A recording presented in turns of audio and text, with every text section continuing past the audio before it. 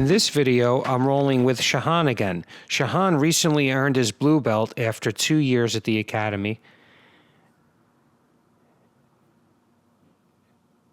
There he made the mistake of letting me pick up his ankles, and then I did a little speed pass.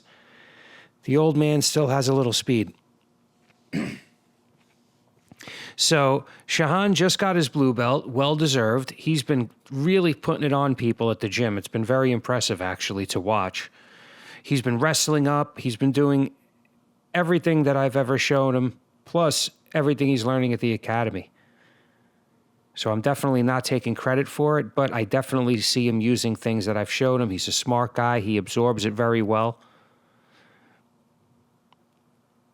He's an inverter. He's 140 pounds, and he's 27 years old, a young man. I'm almost twice his age.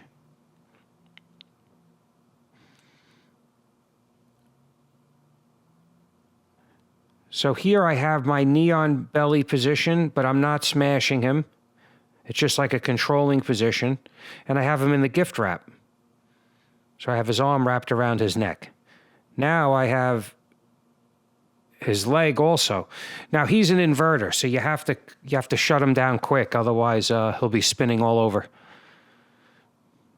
He's super strong.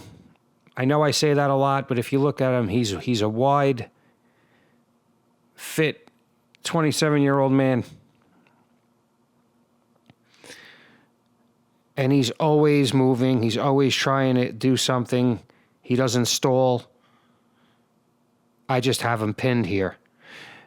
And it shows you the value of a pin. If you can pin somebody in no-gi, very valuable. Because you can get your breath back, think of your next move. Plus, it's just control. It's a dominance. Even if I don't do anything from here, the onus is on him to escape. Which he almost did there. He's good at inverting, so I have to watch his legs coming over the top. But I have his elbows contained. See how I'm containing his elbows? See, he's very weak here. When his elbows are away from his knees, he's weak. But as you can see, he brought his knees to his elbows and was able to spin and regain his guard. Great job by Shahan.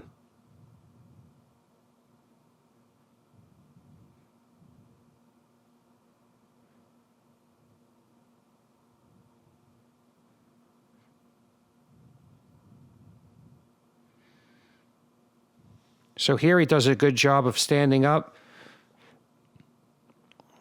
pretty much forcing me to guard. And then I get my classic ankle pick.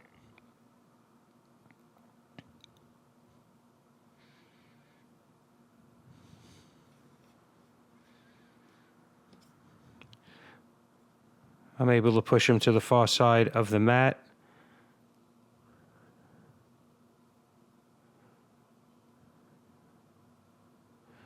And now we're going to reset in the center.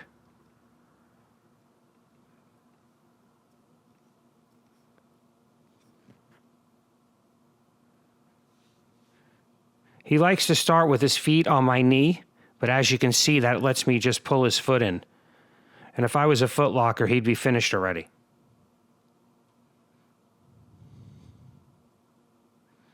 So here he's trying to break my posture, which I'm giving it to him.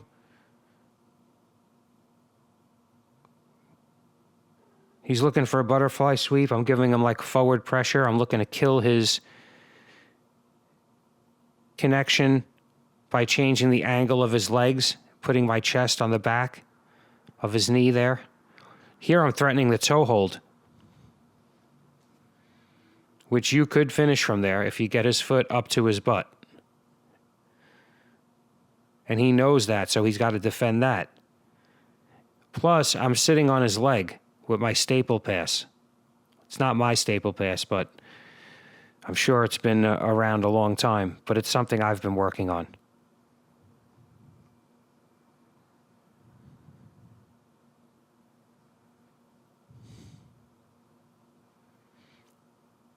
So here we're just wrist fighting. Again, he has to get out. I'm in the dominant position. Even though I'm not past his guard, I'm sitting on his leg. And I'm going to pass. Because I'm going to push my knee through. Or I'm going to switch my hip and kick my foot out. There, somebody turned on the lights. I'm somebody that doesn't use a lot of lighting. My electric bill is cheap, even for New York.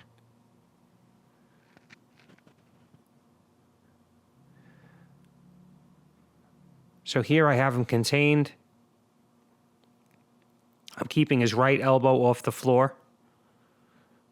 So it really immobilizes him. And it's an honor to pin him because he's really squirmy. But I have that head control. Plus, I outweigh him by about 35 pounds. He's only 140 pounds. So there I wanted to break like his half guard. But as you can see, I'm keeping weight on him. I'm not letting him move. I have his shoulder. I'm holding his shoulder like that so he can't squirm away. Here he's trying to prevent the crossface or the agony of the crossface with his answering the phone style, arm position. But as you could see, it wasn't helping him. If anything, it starts to hurt your fingers because your hand gets bent backwards. So there he did a good job of making space and basically reset the position. I mean, now we're back to almost 50-50 if he was sitting up, in my opinion.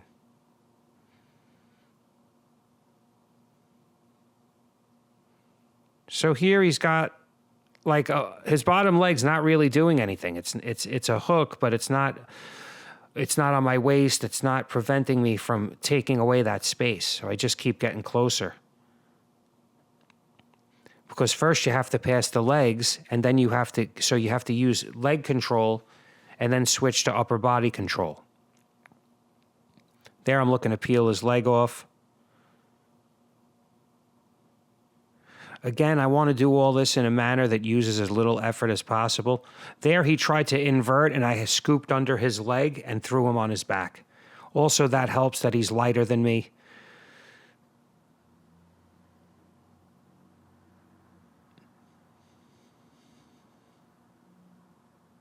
So here I'm looking to free my leg.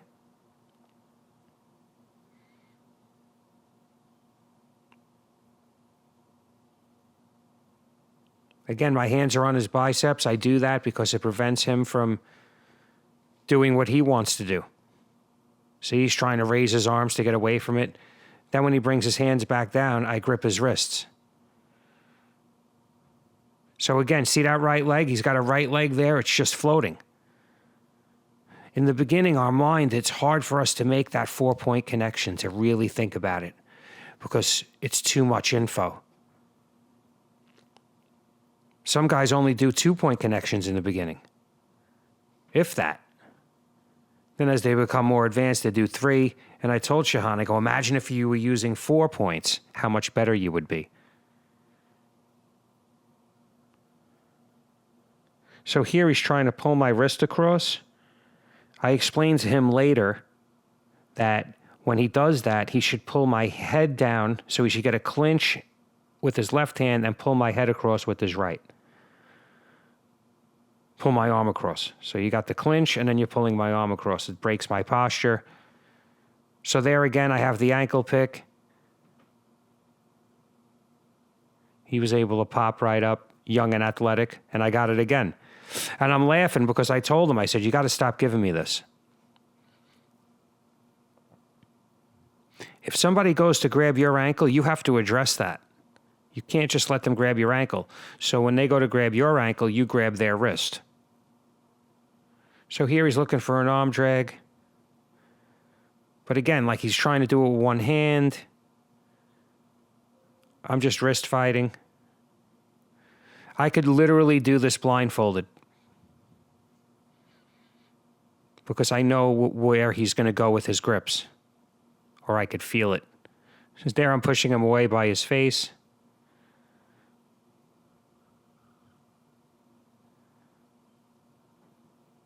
He's got a great guard, and, you know, to his credit, but you really haven't seen it because I'm doing a lot of leg staples to prevent that inversion. If I give him any space at all, he'll start spinning like a top. So there I threatened a legit wrist lock where he had to defend and forget whatever he was doing. Even if it doesn't work, it gets your partner to focus on something else. I've been using my head a lot more, not just mentally, but physically. During my rolling, I push my head into the chest. I'll get like double wrist control where we're wrist fighting, and I'll just use my head right in his chest. He's got nothing to stop it.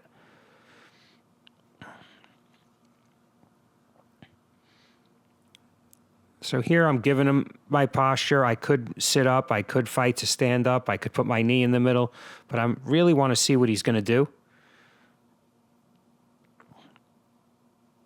So I just postured out. I felt that leg coming over. See that right leg? It's not doing anything. I understand he's trying to shoot the left leg over for something, but the right leg is just floating there because he's forgotten about it.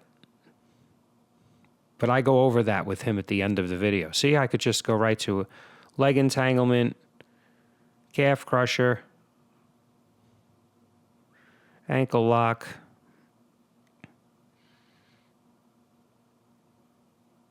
So here he's pulling on my head, but he's not pulling my arm across.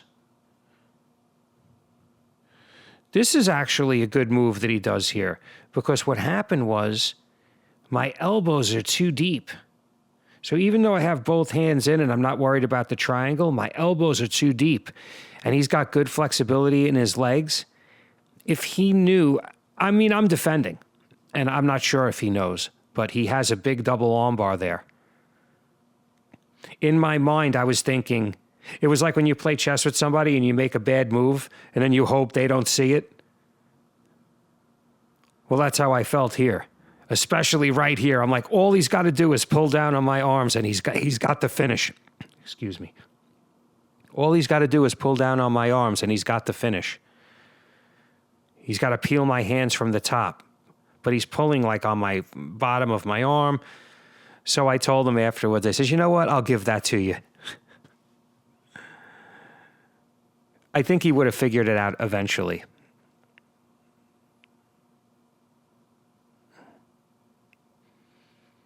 So after the roll with certain guys, not everyone, you know, guys that I'm friendly with, like Shahan, guys that I feel like if you give them a little bit, they really get a lot better. So I'm going over the idea of the 4 points of connection again, how sometimes he leaves one leg just laying there, not doing anything.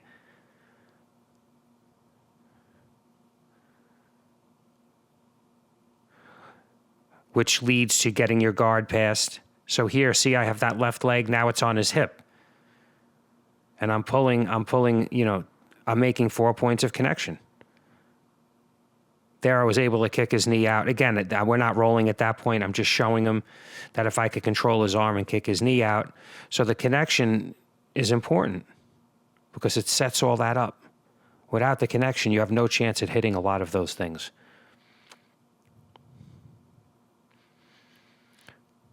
So here I'm telling him if he pulls my arm down, he needs to pull it across his center line while pulling my neck down. And that's how you take the back from there and get to armbar positions.